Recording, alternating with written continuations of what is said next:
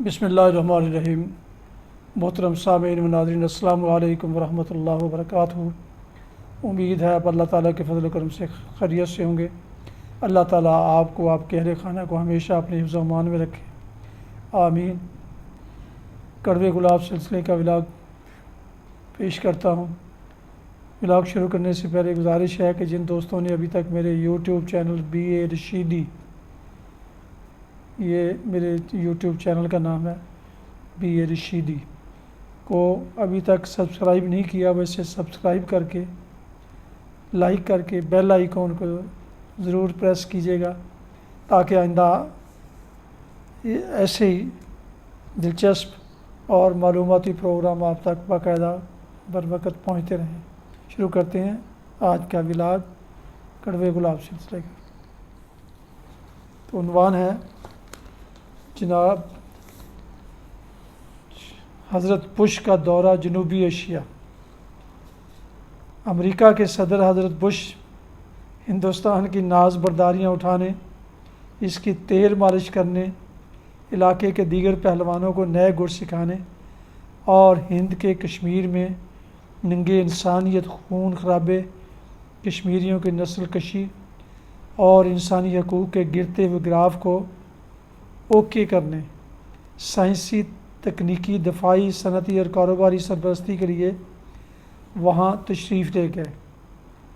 وہاں انہوں نے جو کیا، جو دیا اور جو کہا، نیز ان کی وزیر خارجہ نے جس طرح ہمیں بے وزن کیا، اس کی تفصیل میں جا کر لوگوں کو بوریت، خوف اور مستقبل کے گھناؤنے خواب دکھا کر پاکستان سے محبت کرنے والے حساس لوگوں کی نیندیں حرام کرنے کی ضرورت نہیں۔ ہمارے لیے کبوترانہ روایات اور روش کو اپنائے رکھنا ہی بہتر ہے، جو بلی کو دیکھ کر آنکھیں بند کر لیتا ہے اور سمجھتا ہے کہ ایسا کرنے سے خطرہ ٹل گیا۔ جناب بش کی طبیعت چونکہ انتہائی شفیق، انصاف پرور ہے، جس کے مظاہرے کے لیے ہمارے یہاں بھی تشریف لائے، وہ ہمیں کیا دے گئے؟ ننگی آنکھ سے تو سجائی نہیں دیتا، البتہ دوربین میں بھی دھندلے سین ہی دکھائی دیتے ہیں۔ ہاں، حکمرانوں کی مختلف موضوعات پر کھنچائی خوب کی، یعنی صاف اور شفاف الیکشن، وردی اتارنے اور دراندازی بند کرنے کی تلقین کی۔ پہلی دو باتوں سے تو ہمارے حکمران پہلے ہی الرجک ہیں، لہٰذا اس کے حق میں اور اپنی صفائی میں لگے زوردار دلیلیں دینے۔ اس پر ہمیں ضیاء الحق دور کا لطیفہ یاد آ گیا۔ ضیاء الحق کی داڑھی بنانے والا حجام صدر صاحب کی جب بھی شیو کے لیے اس طرح چلانا شروع کرتا تو ان سے ایک سوال ضرور کرتا تھا کہ صاحب جی الیکشن کب کروائیں گے؟ تو صدر صاحب کہتے کہ کروا لیں گے۔ یوں حجام کا یہ معمول بن گیا کہ ہر روز یہ سوال پوچھتا، صدر صاحب روز گول مول سا جواب دے دیتے۔ پھر یکدم ان پر خوف طاری ہو گیا اور اپنے ملٹری سیکرٹری کو حجام کے متعلق پتہ کرنے کو کہا۔ انکوائری پر معلوم ہوا کہ حجام نہ تو کوئی سیاسی خیالات رکھتا ہے، نہ اس کو کوئی سیاسی بندہ ملنے آتا ہے اور نہ ہی کسی کے پاس جاتا ہے۔ خیر، رپورٹ کے بعد اگلے دن پھر حجام نے شیو کے آغاز پر الیکشن کروانے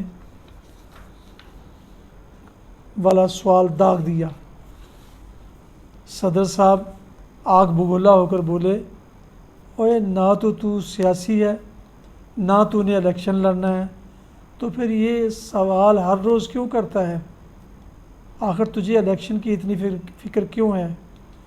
حجام نے ہاتھ جوڑتے ہوئے کہا کہ جناب، جب بھی میں الیکشن کا نام لیتا ہوں آپ کے بال کھڑے ہو جاتے ہیں اور شیو بڑی صاف ہوتی ہے۔ کچھ یہی حال ہمارے حکمرانوں کا ہوا ہے۔ اس دن سے وردی اور الیکشن کی صفائیاں دی جا رہی ہیں۔ ہندوستان نے امریکہ کے سامنے جو شرطیں رکھیں، اس نے منوان تسلیم کیا اور بس اتنا کہا کہ چین کے خلاف چڑھ جا بیٹا، سوری رام بلی کرے گا۔ امریکہ نے ہمیشہ ہی ہمارے حکمرانوں کو رسوا کیا۔ اب اگر وہ تاریخ سے یا امریکہ کی نفسیات سے استفادہ نہ کریں تو قصور کس کا ہے؟ لیاقت علی خان نے قیام پاکستان کے اول میں ہی دورہ روس کی دعوت ٹھکرا کر امریکہ کی جولی میں بیٹھنے میں عافیت سمجھی، اور پھر پنڈت نہرو کے دورہ امریکہ کے مقابل ان کی کم تر پذیرائی تاریخ کا حصہ بنی۔ امریکہ کو ہاں اور روس کو نہ کہنے کا کیا خمیازہ بھگتنا پڑا، ہم بھول ہی گئے۔ ایوب خان سے پاکستان میں جمہوریت کی جڑیں اکھڑوانے اور سیاسی اقتدار میں فوجی مداخلت کی نئی طرح ڈلوانے کی روایت کے بعد اس کا یہ حشر کیا کہ اسے فرینڈز ناٹ ماسٹرز لکھنی پڑی۔ یحییٰ خان سے پاکستان دو لخت کروا کر اس کا حشر بھی یاد رکھیے۔ ایٹم بم کی کوشش میں بھٹو کو کس انجام سے دوچار کیا؟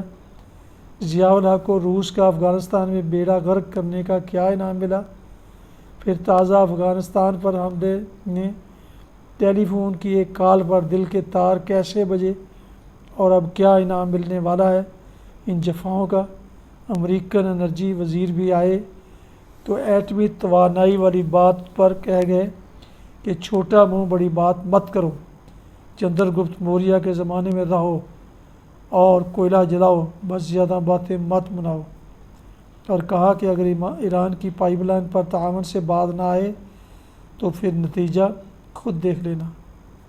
ہندوستان سے ہماری دوستی اور تعاون جس گرم جوشی سے ہو رہا ہے وہ بھارت کو کشمیر اٹوٹ انگ کی رٹ سے روک نہیں سکا۔ اب تو دیدہ دلیری کا یہ عالم ہے کہ بھاشا ڈیم کے علاقے پر بھی اس نے اپنی ملکیت کا دعویٰ داغ دیا ہے۔ اب تو وہ کہتے ہیں کہ وعدے پورے کرو۔ وہ کیا وعدے کیے تھے؟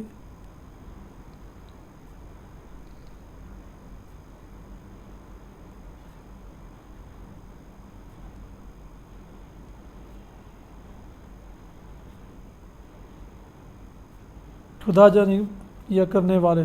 ہاں تو بات بش صاحب کے دورہ پاکستان کی ہو رہی تھی، جس کے لیے ہم دیدہ و دل فراش راہ کیے ہوئے تھے اور بتیاں بجھا کر دیوار پر دیا ساری رات جلتا چھوڑ رکھا تھا۔ ہمارے سجن نے بھی نہ آنے کا وقت بتایا بلکہ وہ بھی بتیاں بجھا کر آیا۔ دراصل موجودہ صلیبی جنگ کے نظریہ کا پیشکار، معمار اور عملدار جناب بش نے موجودہ الیکشن کسی جذباتی یا سطحی یا 9/11 کے نقطہ نظر کے تحت نہیں اپنایا، بلکہ یہ امریکن اور ویسٹرن تھنک ٹینک کی بڑی گہری سوچ بچار اور غور و فکر کا نتیجہ ہے۔ اس نظریے میں ہندوستان اور جاپان اور ایسے چند اور ملکوں کو ہم نوا رکھا گیا ہے۔ اب تو یہ بڑے لوگ کہتے ہیں کہ کاش حضرت بش کا دورہ پاکستان کینسل ہی ہو جاتا تاکہ عزت سادات تو محفوظ رہتی۔ ایک وقت تھا جب بش کو اٹھتے بیٹھتے ہندوستان، پاکستان اور افغانستان کے نقشے پر صدر مشرف کے علاوہ کوئی اور سجائی اور دکھائی نہ دیتا، اور اب جنرل مشرف کسی غلط فہمی کے شکار نہ رہیں۔ امریکیوں نے اپنا کام نکال کر وہی رویہ اپنایا جو ملک غلام محمد ایوب خان، بھٹو، نواز شریف، ضیاء الحق اور بے نظیر کے ساتھ اپنایا تھا۔ کہاوت ہے کہ نپولین بوناپارٹ اوائل عمری میں جب مفلوج الحال تھا تو پیرس کے کسی بازار سے گزرتے ہوئے ایک جگہ بورڈ پر لکھا ہوا دیکھا، آکل دی پامسٹ۔ ایسے ہی غیر ارادی طور پر وہ سیڑھیاں چڑھ کر گیا۔ سامنے کمرے میں شیشے سے اندر جھانکا تو دیکھا کہ ایک شخص موم بتی کی روشنی میں کسی نقشے میں کھویا ہوا ہے۔ چند لمحوں بعد اس خیال سے واپس مڑنے لگا کہ وہ بغیر اجازت اوپر آ گیا ہے، کہیں کوئی خفا ہی نہ ہو جائے۔ بے خیالی میں جیسے ہی مڑا ہاتھ سے عصا گر گیا۔ آواز سن کر وہ آدمی چونکا اور رعب دار آواز میں پوچھا، کون ہو تم؟ نپولین نے سہجے ہوئے انداز میں کہا کہ میں نپولین بوناپارٹ ہوں۔ نجومی کا نام سنتے ہی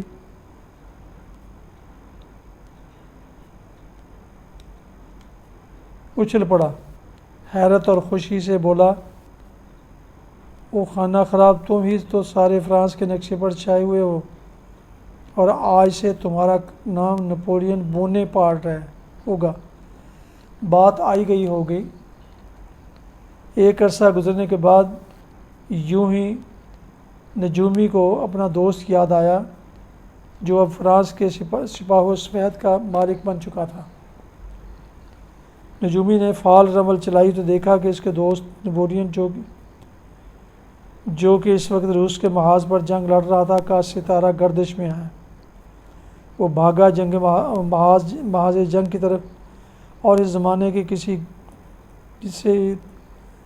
گولی، تیر یا بم کا نشانہ بنا اور وہیں ڈھیر ہو گیا۔ بعد میں جب اس کی لاش کو اٹھایا گیا تو اس کی بند مٹھی میں ایک پیغام ملا، وہ تھا کہ Napoleon come back, the day of your down fall has started.